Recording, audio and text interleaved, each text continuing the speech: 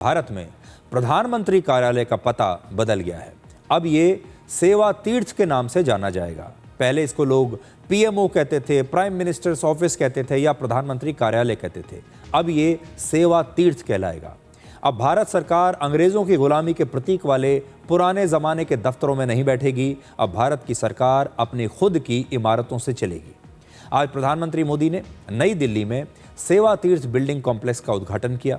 सेवा तीर्थ का आदर्श वाक्य है नागरिक देवो भव, यानी नागरिक ही भगवान है।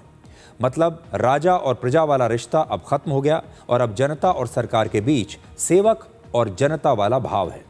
पिछले लगभग 78 वर्षों से प्रधानमंत्री कार्यालय अंग्रेजों द्वारा बनाई गई बिल्डिंग साउथ ब्लॉक से चलता था।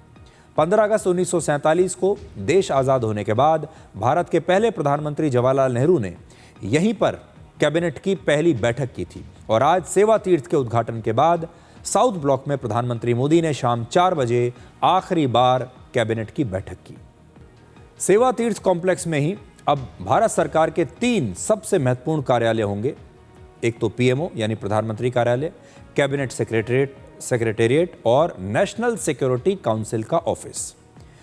प्रधानमंत्री कार्यालय और कर्तव्य भवन हाईटेक और बहुत ही आधुनिक बिल्डिंग्स हैं, जिनमें नए दौर के स्मार्ट ऑफिसेज हैं जो पूरी तरीके से डिजिटली कनेक्टेड हैं, जहां हाई स्पीड इंटरनेट होगा, पेपरलेस सिस्टम्स हैं, स्मार्ट एक्सेस कंट्रोल सिस्टम हैं और मॉनिटरिंग नेटवर्क जैसी तमाम लेटेस्ट सुविधाएं हैं। और आज से ही प्रधानमंत्री मोदी ने अपने नए कार्यालय से, अपने नए दफ्तर से काम करना शुरू कर दिया है।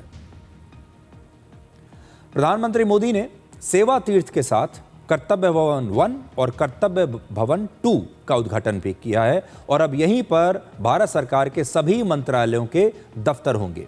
इसी वजह से विभागों में तालमेल और ज़्यादा बढ़ेगा, काम में तेज़ी आएगी और प्रशासन को चलाने वाली व्यवस्था में भी बदलाव आपको दिखाई देगा। लेकिन इन बदलावों के लिए आज 13 फरवरी की तारीख इसलिए चुनी गई क्योंकि 95 वर्ष पहले 13 फरवरी 1931 को तत्कालीन वाइसरॉय लॉर्ड इरविन ने इसी साउथ ब्लॉक और नॉर्थ ब्लॉक का उद्घाटन किया था और तब अंग्रेजों ने इसे पावर सेंटर के रूप में पेश किया था। तो आज पुराने युग की समाप्ति हुई और आज से एक नए युग की शुरुआत हुई है। प्रधानमंत्री आज से अपने नए दफ्तर में बैठेंगे। आज से उन्होंने वहां से काम करना शुरू कर दिया है।